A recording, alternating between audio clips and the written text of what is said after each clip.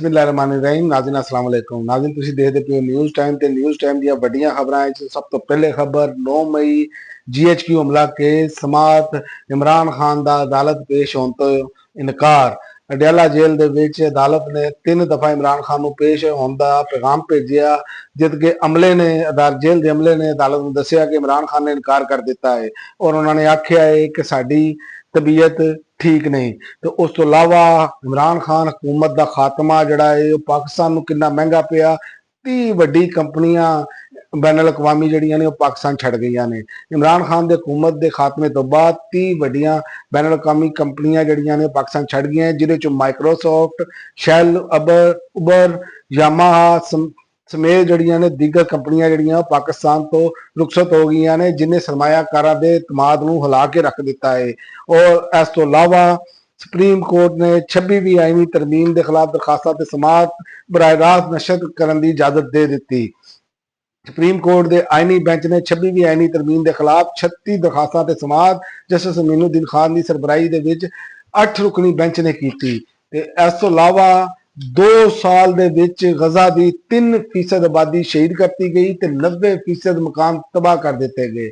ਇਸਰਾਈਲੀ ਜਾਰੀਅਤ ਦਾ ਆਗਾਜ਼ 7 ਅਕਤੂਬਰ 2023 ਨੂੰ ਜਦੋਂ ਹੋਇਆ ਤੇ ਉਸ ਵਕਤ ਫਲਸਤੀਨੀ ਨਿਜ਼ਾਮਤੀ ਤੰਜ਼ੀਮ ਹਮਾਸ ਦੇ ਅਸਕਰੀ ਵਿੰਗ ਅਲ ਕਾਸਮ ਬ੍ਰਿਗੇਡ ਨੇ ਦੀਗਰ ਫਲਸਤੀਨੀ ਗਰੋਹਾਂ ਦੇ ਨਾਲ ਮਿਲ ਕੇ ਜਨੂਬੀ ਇਸਰਾਈਲ ਤੇ ਹਮਲੇ ਕੀਤੇ, ਜਿਹਦੇ ਵਿੱਚ 1100 ਤੋਂ ਜ਼ਿਆਦਾ ਬੰਦੇ ਮਾਰੇ ਗਏ। ਤਕਰੀਬਨ 240 ਬੰਦਿਆਂ ਨੂੰ ਗ੍ਰਿਫਤਾਰ ਕਰਕੇ ਗਜ਼ਾ ਲੈ ਜਾਇਆ ਗਿਆ ਤੇ 2 ਸਾਲ ਦੇ ਦੌਰਾਨ ਇਸਰਾਈਲੀ ਹਮਲਿਆਂ ਦੇ ਵਿੱਚ ਘੱਟੋ ਘੱਟ 67,000 ਫਲਸਤੀਨੀ ਸ਼ਹੀਦ ਹੋ ਗਏ ਨੇ, ਜਦਕਿ ਹਜ਼ਾਰਾਂ ਬੰਦੇ ਜਿਹੜੇ ਨੇ ਮਲਬੇ ਤਲੇ ਦਬੇ ਹੋਏ ਨੇ।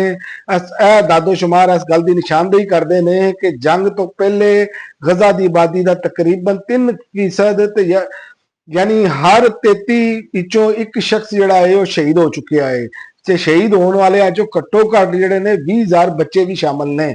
ਤੇ ਗਲੋਬਲ ਸਮੂਦ ਫਲੋਟੇਲਾ ਦੇ ਮਜ਼ੀਦ 131 ਅਰਕਾਨ ਨੂੰ ਡਿਪੋਰਟ ਕਰ ਦਿੱਤਾ ਗਿਆ ਹੈ, ਜਿਹਦੇ ਵਿੱਚ ਪਾਕਿਸਤਾਨੀ ਮੁਸ਼ਤਾਕ ਅਹਿਮਦ ਵੀ ਰਿਹਾ ਹੋ ਗਏ ਨੇ। खैर मुल्की खबरसार एजेंसी के मुताबिक इसराइल ने सबक पाकिस्तानी सैनेटर मुश्ताक अहमद समेत 131 अरकान को डिपोर्ट कर दिता है, जिसके बाद उन्होंने लोगों को उधर पहुंचा दिता गया है। तो सैनेटर मुश्ताक अहमद ने अपने वीडियो बयान दसिया है कि इसराइल की बदनामे जमाना जेल साडे ते कुत्ते छड्डे गए हैं। सोशल मीडिया के प्लेटफॉर्म एक्स से उन्होंने बयान जारी करदे आख्या है कि इसराइल ਦੇ ਸਰਾਹ ਦੇ ਵਿੱਚ ਵਾਕਿਆ ਜੇਲ੍ਹ ਦੇ ਵਿੱਚ ਰਹੇ ਆ। ਇਹਦੇ ਦੌਰਾਨ ਸਾਡੇ ਹੱਥ ਪਿੱਛੇ ਬੰਨੇ ਗਏ, ਅੱਖਾਂ ਤੇ ਪੱਟੀਆਂ ਬੰਨੀਆਂ ਗਈਆਂ, ਪੈਰਾਂ 'ਚ ਬੇੜੀਆਂ ਪਾਈਆਂ ਗਈਆਂ ਤੇ ਸਾਡੇ ਉੱਤੇ ਕੁੱਤੇ ਛੱਡ ਦਿੱਤੇ ਗਏ ਤੇ ਬੰਦੂਕਾਂ ਵੀ ਰੱਖੀਆਂ ਗਈਆਂ। ਬਦਤਰੀਨ ਤਸ਼ੱਦਦ ਕੀਤਾ ਗਿਆ। ਜੇਲ੍ਹ ਦੇ ਵਿੱਚ ਹਵਾ, ਦਵਾ, ਪਾਣੀ ਤੱਕ ਰਸਾਈ ਨਹੀਂ ਗਈ ਸੀ। ਉਸ ਤੋਂ ਇਲਾਵਾ T20 ਕਪਤਾਨ ਸਲਮਾਨ ਅਲੀ ਆਗਾ ਦੀ ਤਬਦੀਲੀ ਤੇ ਗੌਰ ਸ਼ੁਰੂ ਹੋ ਗਿਆ ਹੈ।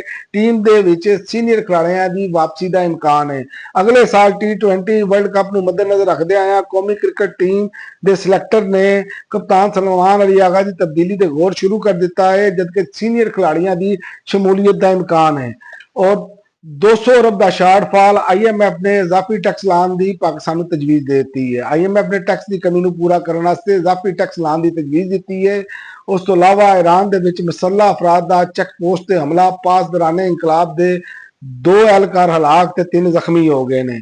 ते इंडोनेशिया इस्लामी स्कूल जिहड़ा मुनदम 9 दिन बाद रेस्क्यू ऑपरेशन बंद ते 67 तालबा जा भाग हो गए ने।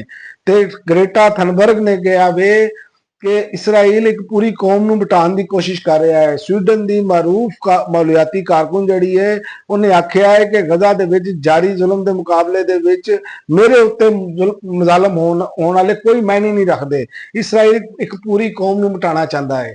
ਹੁਣ ਤੱਕ ਲਈ ਨਾਜ਼ਰੀਨ ਇੰਨਾ ਹੀ। ਅਗਲੀ ਵੀਡੀਓ ਤੱਕ ਇਜਾਜ਼ਤ ਦਿਓ। ਅੱਲਾਹ।